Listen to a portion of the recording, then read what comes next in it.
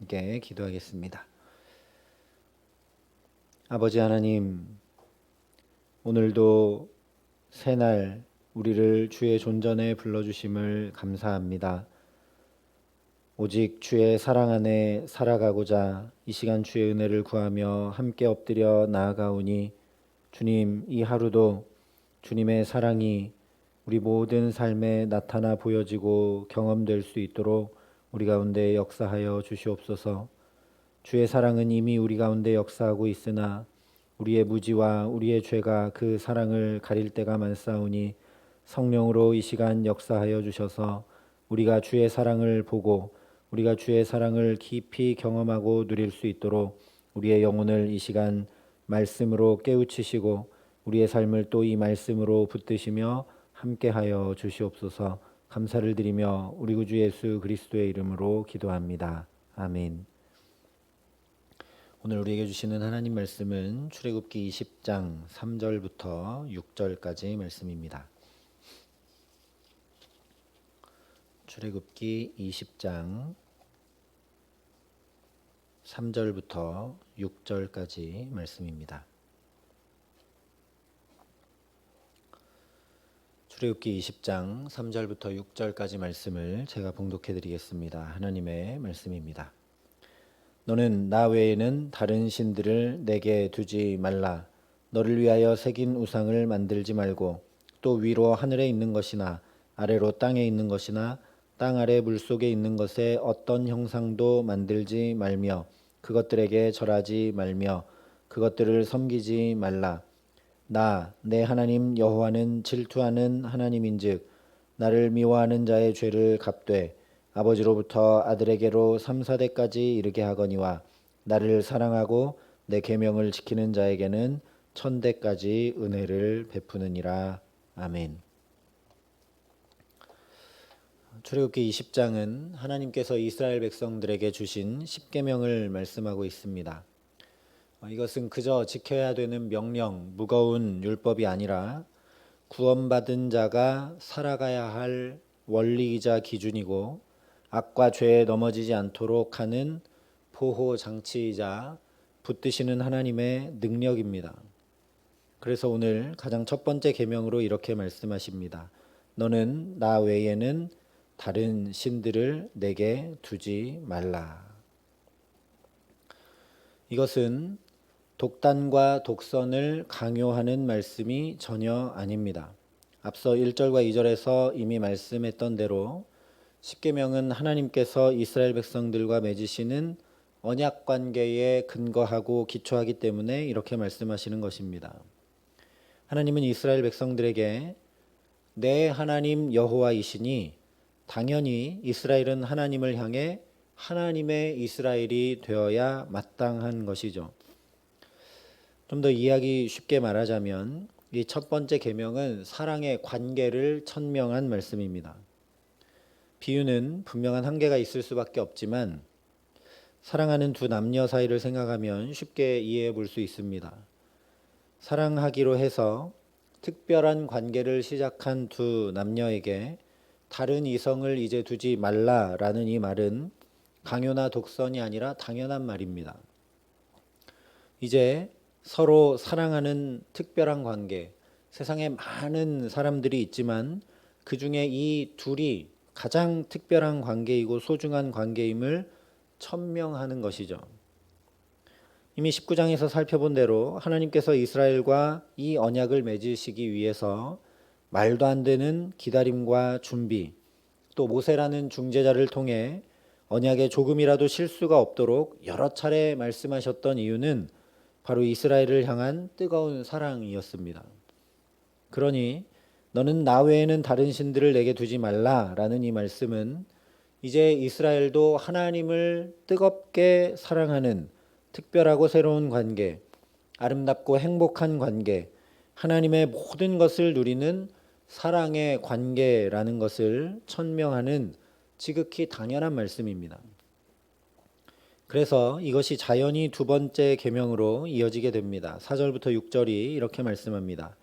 너를 위하여 새긴 우상을 만들지 말고 또 위로 하늘에 있는 것이나 아래로 땅에 있는 것이나 땅 아래 풀 속에 있는 것에 어떤 형상도 만들지 말며 그것들에게 절하지 말며 그것들을 섬기지 말라. 나 내 하나님 여호와는 질투하는 하나님인즉 나를 미워하는 자의 죄를 갚되 아버지로부터 아들에게로 3, 4대까지 이르게 하거니와 나를 사랑하고 내 계명을 지키는 자에게는 1000대까지 은혜를 베푸느니라. 우상의 개념을 생각하기 전에 하나님과 사랑의 관계를 먼저 생각해야 이해할 수 있는 말씀이 이 두 번째 계명입니다. 사랑하는 관계에서는 더 이상 자기 자신만을 위해 이기적으로 살지 않게 됩니다. 오히려 사랑하는 사람을 향해서 살게 되죠. 시간과 물질뿐 아니라 삶의 모든 것이 지극히 당연히 사랑하는 대상을 향하게 됩니다. 그러니 두 번째 계명은 우상을 섬기지 말라는 소극적인 율법 이전에 자신을 위해 살지 말고 하나님을 위해 살라는 적극적인 말씀입니다. 그래서 이 두 번째 계명에서 우상의 정의가 나올 수밖에 없는 것이죠. 4절에 분명하게 너를 위하여 새긴 우상이라고 말씀하고 있습니다. 우상은 나를 위해 만든 것이 우상입니다. 사랑하는 관계에 이제 있는 하나님을 위해 만든 것이 아니라 나를 위해 만든 것이 우상입니다. 그러니 당연히 하나님께서 창조해 주신 피조물의 형상을 만들고 그것들에게 절하며 섬기는 것은 정말 말도 안 되는 일입니다. 사람의 관계 속에서도 사랑하는 사람이 있는데 이 사랑하는 사람이 아닌 다른 사람이나 물건이나 다른 동물들의 형상을 만들고 절하며 섬긴다면 그것들을 더 귀히 여기고 그것들을 쫓아가고 그러면서 이 사람을 정말 사랑한다고 계속 얘기한다면 죄송하지만 아마 미쳤다고 할 것이 뻔한 일입니다. 뿐만 아니라 성경이 하나님의 형상, 곧 하나님이 자기 형상, 곧 하나님의 형상대로 사람을 창조하시되 남자와 여자를 창조하셨다라고 분명히 말씀합니다.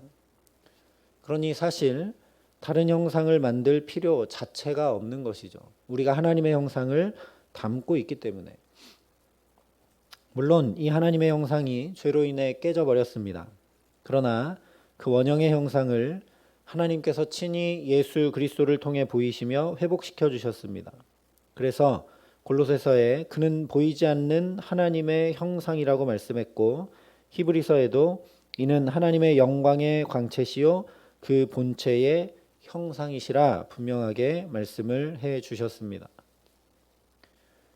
그러니 어떤 우상을 섬기고 어떤 형상을 만들 일이 아니라 예수를 깊이 생각하라고, 예수를 바라보라고 성경이 말씀하는 것입니다.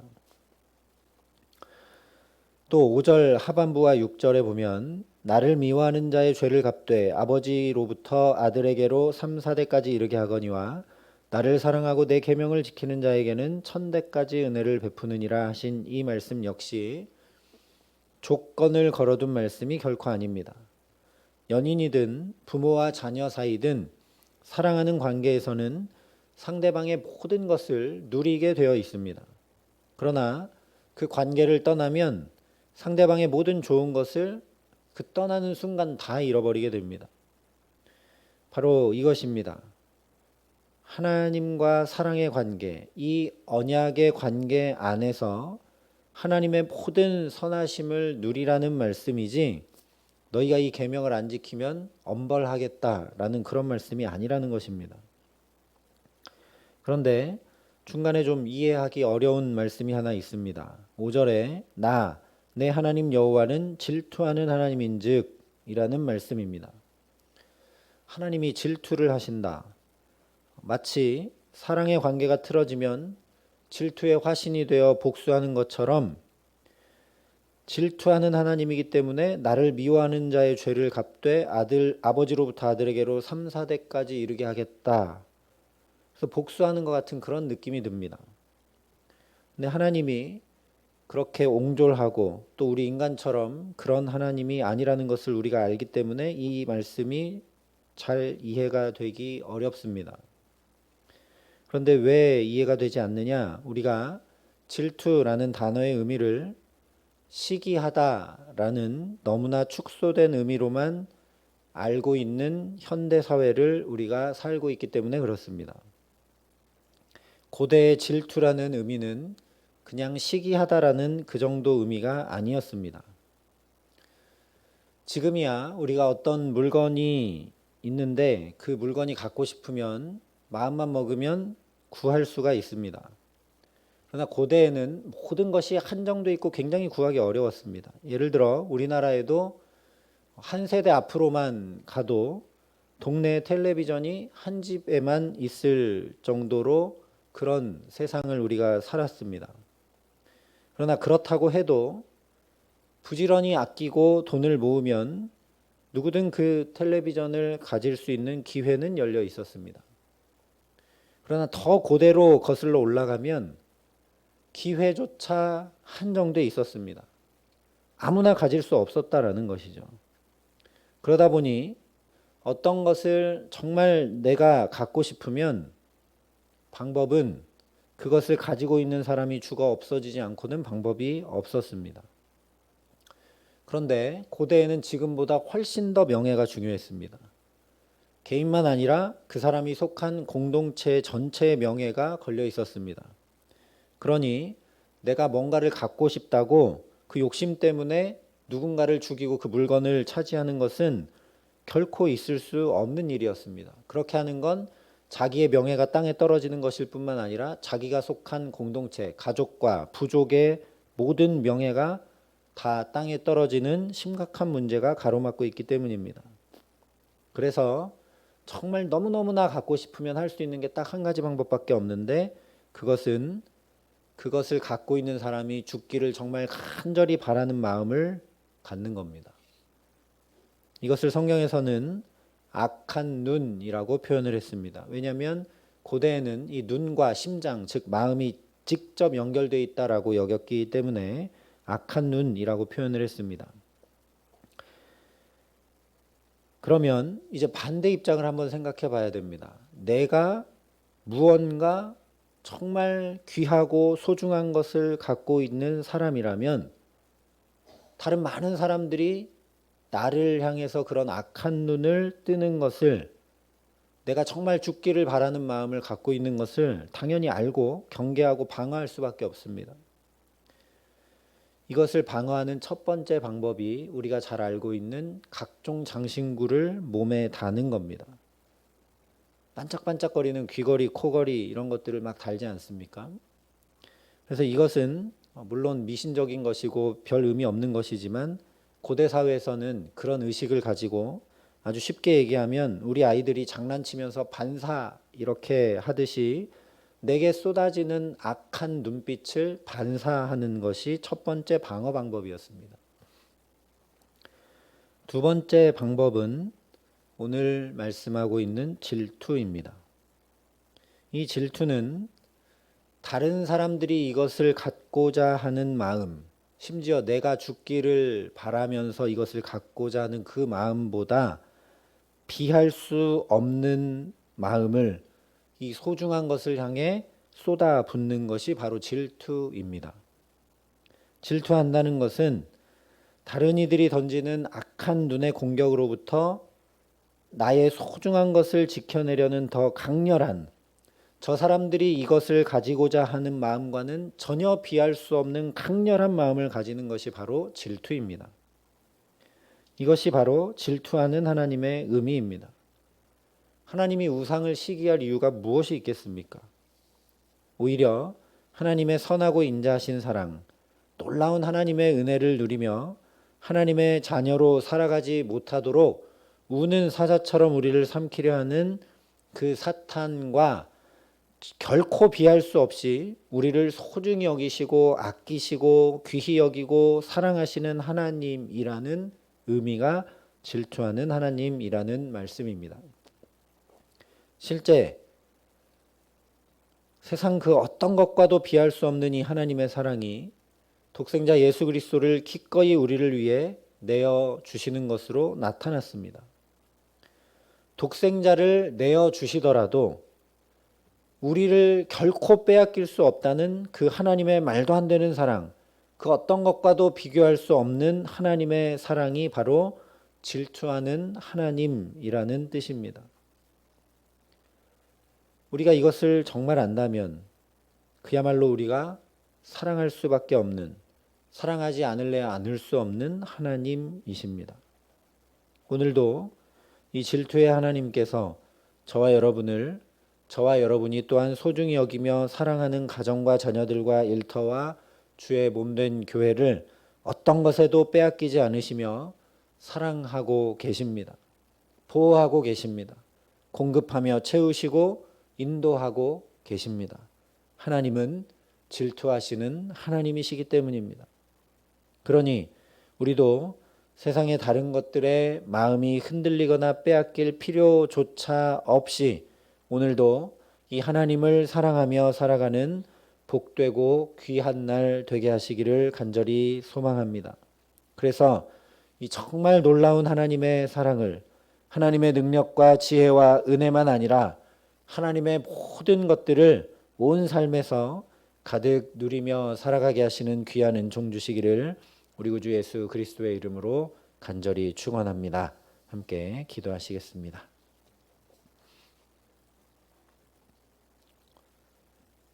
사랑과 은혜가 풍성하신 아버지 하나님, 우리가 오직 주님만 바라볼 수 있도록 이미 내게 하나님의 형상을 심어주셨음을 감사드립니다. 우리가 다른 것들에 유혹되지 않도록 하나님이 얼마나 큰 사랑으로 질투하는 하나님으로 우리를 귀히 여기고 소중히 여기시는지 예수의 십자가를 통해 더 확실하게 확증하여 주셨음을 또한 감사드립니다. 아버지 하나님, 그러니 이 하루를 살아갈 때에 우리도 세상 다른 어떤 것과 비할 수 없는 사랑으로 주님을 사랑하며 살아갈 수 있도록 우리의 마음과 생각을 지켜주시고 우리의 삶을 붙드시며 함께하여 주시옵소서. 하나님의 이 귀한 말씀, 십계명의 말씀이 율법과 짐과 지키지 않으면 벌받는 말씀으로 들리는 것이 아니라 하나님의 놀라운 사랑의 말씀으로 새겨지게 하여 주셔서 하나님, 이 말씀이 오늘도 우리에게 힘이 되고 능력이 되며 이 말씀이 오늘도 우리에게 소망이 되어서 하나님을 더 사랑하는 복된 삶으로 나아가 하나님의 능력과 하나님의 지혜와 하나님의 은혜와 하나님의 사랑을 우리 가정과 자녀들과 일터와 모든 삶에서 가득 누리며 살아가는 복되고 귀한 날 될 수 있도록 우리 가운데 함께하여 주시옵소서.